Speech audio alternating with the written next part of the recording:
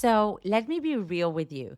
Some mornings I wake up early, I spend a few hours doing some deep work, I go to the gym, I eat my protein, I'm in the zone, and I feel like an absolute legend. And sometimes I have cereal for dinner, I don't want to leave my house, I forget to shower until 5 p.m., and I could have 20 tabs open on my laptop without actually doing anything productive. And you know what? Both are normal, both are human. But you wouldn't know that if you spend even 5 minutes on quote unquote wellness Instagram. You know the type, right? It's endless stream of ice bath selfies and no excuses gym posts and 5 a.m. grind and something about being built different. Somehow, well being has become a performance, a flex, another way to prove that you're disciplined enough, clean enough, worthy enough. You're told to get up at 5 a.m., do your journaling, meditating, breathing, strength training, smoothie blending, step tracking, cycle syncing, meal prepping, and gratitude listing before even your first Zoom meeting. And if you don't, because maybe you have a life, a family, a job, some responsibilities, well, clearly, honey, you just don't want it bad enough. This isn't health. It's hustle culture in Lululemon, and it's fucking exhausting. So, if you're looking to improve your well being, your lifestyle habits, your health habits, but you haven't found a way to make them sustainable, this one is for you. In today's episode, we're going to unpack why being hard on yourself doesn't lead to growth and what actually does. I'm also going to share how one of my favorite books, The Kindness Method by Sharu Izadi, brilliant book, completely shifted how I approach habits because it helped me realize one simple but super powerful truth. You cannot hate yourself into better habits. Let me say this again. You cannot hate yourself into better habits. So by the end of this episode, you'll have some simple science backed tools to help you be kind to yourself while still getting shit done and feeling great about yourself. Sounds good? Fabulous. Let's dive in. Hey, I'm Noemi, former queen of bad habits and corporate go getter turned well being coach and personal growth junkie. And in a world full of overwhelming wellness advice, we're here to cut through the noise. This is your space to master healthy habits, transform your mindset, own your well-being, and design a life you love on your terms. We're ditching the highlight reels and embracing the whole messy, imperfect journey towards becoming our absolute best selves. You're the author of your own story. So are you ready to write the next chapter? Let's go, and welcome to Unwritten Potential.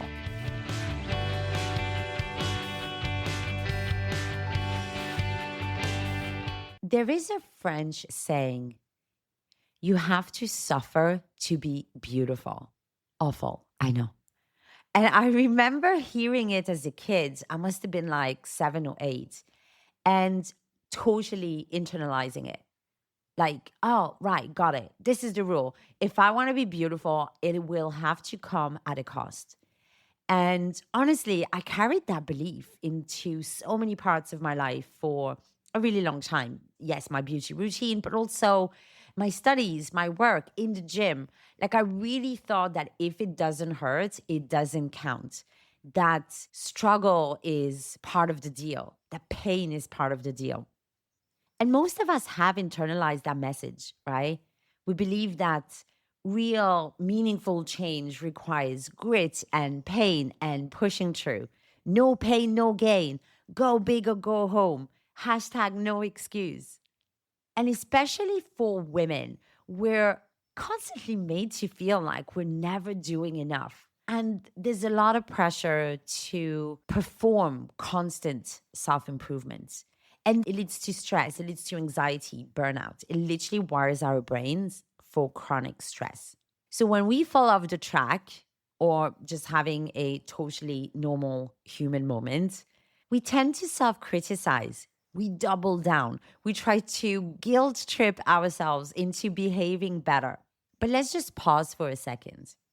When was the last time you made a positive, lasting change in your life by hating yourself?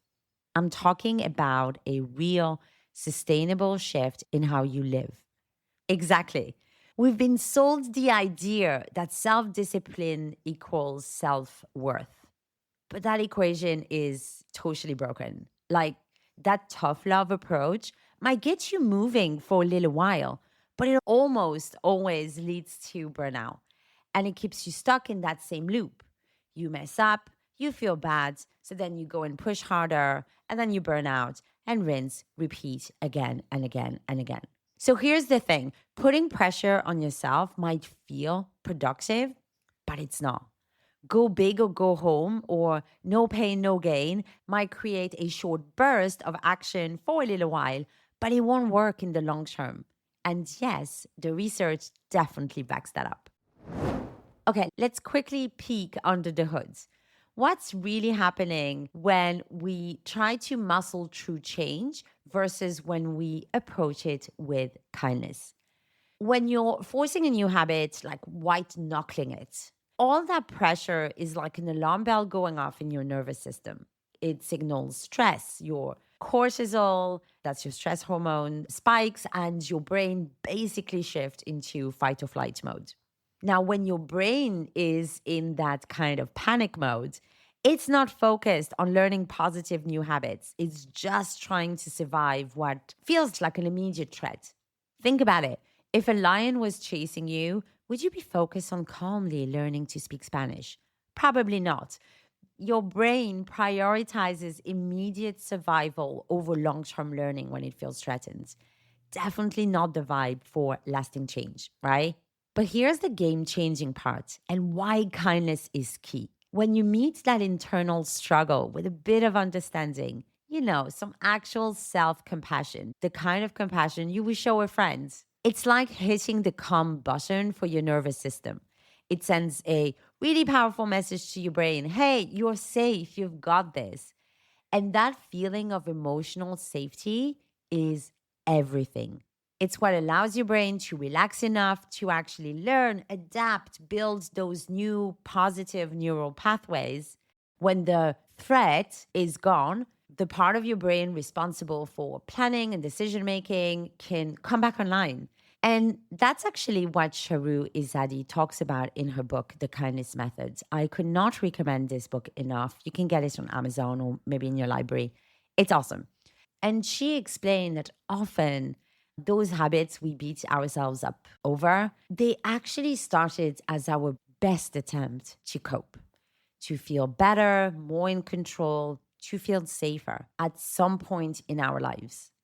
So instead of judging the habit, the invitation here is to get curious and ask yourself, what was this habit actually trying to do for me? When you see these habits as outdated tools rather than character flaws, you can start looking for an upgrade, like a new, healthier tool that serves the underlying needs without the negative side effects. So, if there's one core idea I really want you to take away from this little science bit, it's this. Emotional safety isn't some fluffy, nice to have extra. It's the absolute bedrock for any real lasting change. Think of it this way, pressure and stress tend to block growth, safety and kindness unlock growth. It's pretty much as simple as that.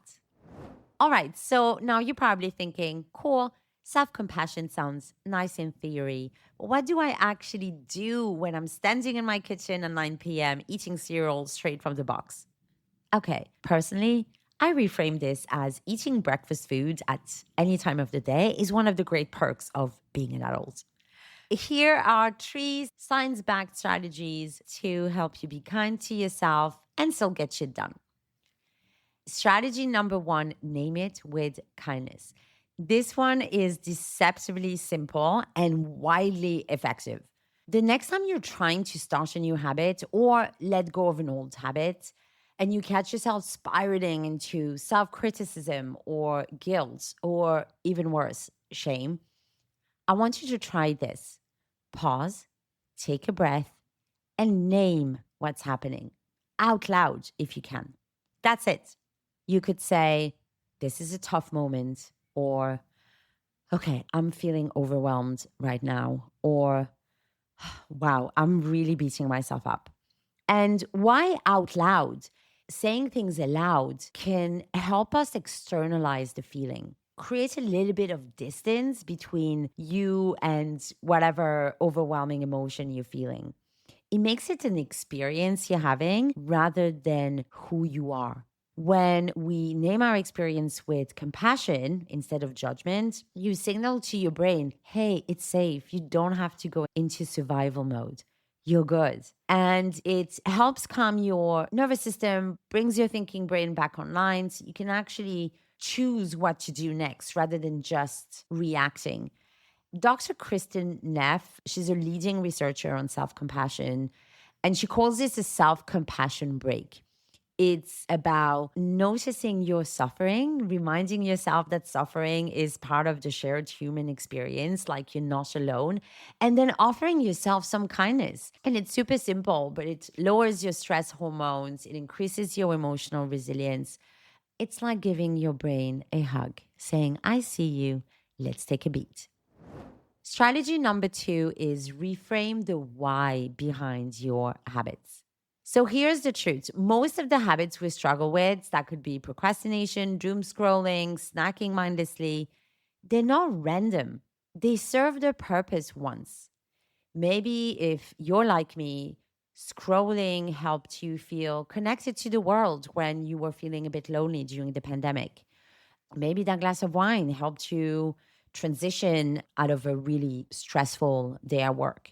Maybe skipping workouts was your body's way of saying, I am knackered. I need rest right now, not punishment. This is something I learned from Sharu Isadi's book, and it changed everything for me. Because once you stop seeing those behaviors as moral failures and start seeing them simply as outdated coping strategies, you take back your power. So ask yourself, what was this habit trying to do for me? Let's take an example. Let's say you always reach for a little sugary something around 3 p.m. Instead of saying, oh, I have no willpower, how about trying to reframe with, okay, what was this habit trying to do for me? And perhaps the answer is, well, I was trying to give myself a little energy boost because I felt tired in the afternoon. Or it was trying to give me a little moment of pleasure and escape when I'm at work. Or, oh, it was trying to soothe me when I felt stressed about an upcoming deadline, whatever that might be. And once you identify that underlying need, then you ask yourself, okay, what's a kinder, more aligned way to meet that same need now? If it was energy, maybe a 5 minute walk outside would work better in the long term. If it was about pleasure or escape, maybe listening to some music or stretching or messaging a friend for a quick chat. If it was soothing stress, maybe some deep breaths or maybe a quick mindfulness exercise. This reframe is how you move from forcing change to designing it. You're not fighting the old habit. You're gently replacing it with something that serves you better. Strategy number three, create safe micro moments for change. And can we please drop the all or nothing mindset? You do not need a 90-minute morning routine. You do not need a bulletproof plan or the discipline of a monk to make. What you need is to feel safe enough, supported enough to take one small, doable step today. That might be 3 deep breaths between meetings. That might be a 10-minute walk without your phone, one of my favorites. That could be writing down one thing that went well today, drinking one extra glass of water, stretching for 2 minutes before you get out of bed, whatever that might be for you. Instead of, oh, I need to meditate for 20 minutes at 5:45 every single morning. It's maybe I'll start with one mindful breath. That's it. And these tiny, kind actions send a message to your brain, are a reminder to yourself, I'm doing something, I'm moving forward, I'm okay. BJ Fogg, he's a habit change researcher from Stanford, the author of Tiny Habits. I will probably do a podcast on this because the book is amazing and his framework is great. And Fogg reminds us it's a virtuous cycle and success builds on success. And the smaller the win, the easier it is to repeat. So the better you feel. And then you can build on that success. And that creates a positive feedback loop. So give yourself permission to start ridiculously small, especially on the days when everything feels a bit harder. The goal isn't immediate transformation, it's sustainable momentum. So ditch perfection, embrace flexibility. If you miss a day, it's okay. Just pick it up with the next tiny opportunity that you have. These micro moments are the building blocks of lasting change. If you want a little help putting all of this into practice and designing habits that feel good and fit your life, I actually made something for you. It's called the Habit Reset Starter Kit, and it's a bite sized version of the exact process I use with clients and in my own life to build better habits that actually stick without guilt, without grind, and without guesswork. It's science backed, easy to use, and designed to work even when life gets chaotic. Especially when life gets chaotic. You can grab it for free at unwritten.coach/habit reset kit. That's unwritten.coach/habit reset kit. And I'll also link it in the show notes if you're interested. All right, let's wrap this up with a quick recap and the 3 strategies you can start using right now. 1, name it with kindness. Remember to pause, acknowledge the tough moment, uncomfortable emotion, and speak to yourself like someone you love. 2, reframe the why.